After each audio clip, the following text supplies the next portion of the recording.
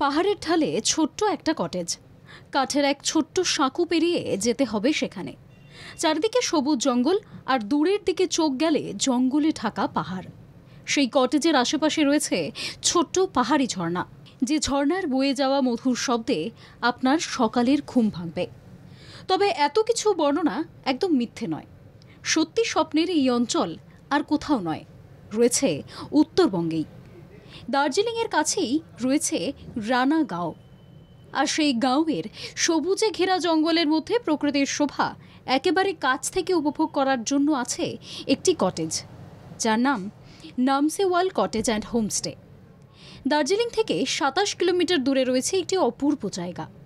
Lower লামাহাট্টার একেবারে গা ঘেঁষে রয়েছে রানা গাঁও, যে গ্রামের আনাচে কানাচে শুধুই প্রকৃতির অপরূপ শোভা দ্বারা নির্মিত।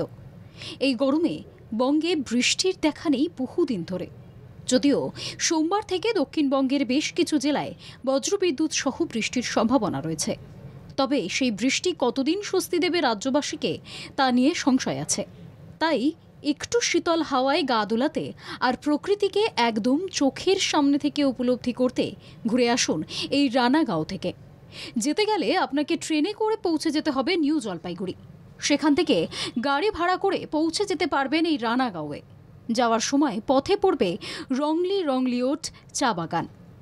যদি চা বাগানে গিয়ে চা পাতা তুলতে মন চায়, তাহলে সেই ইচ্ছেও পূরণ করতে পারবেন এই রানাগাঁও যাওয়ার পথেই। রানাগাঁওয়ে পৌঁছে জঙ্গলের মধ্যে থাকা ওই কটেজে গিয়ে আপনি কটেজের ব্যালকনির ধারে বসে চা পান করতে করতে কাটিয়ে দিতে পারবেন ঘন্টার পর ঘন্টা। কারণ ওই ব্যালকনি থেকে আপনি দূরের দিকে তাকিয়ে দেখতে পাবেন শ্বেত শুভ্র কাঞ্চনজঙ্ঘার পুরো রেঞ্জটাই। এই ছোট্ট গাঁও একদম ছিমছাম নিরিবিলি। এই রানাগাঁওয়ে থেকে আপনিও ঘুরে নিতে পারবেন আরও অনেক ডেস্টিনেশন, যেমন Lamahatta eco park, Takdah, Tinchuley, rock garden, Lebong. আর দেরি না করে নেক্সট সপ্তাহেই শনি রবিবার ছুটির দিন দেখে ঘুরে আসুন এই রানাগাঁও থেকে।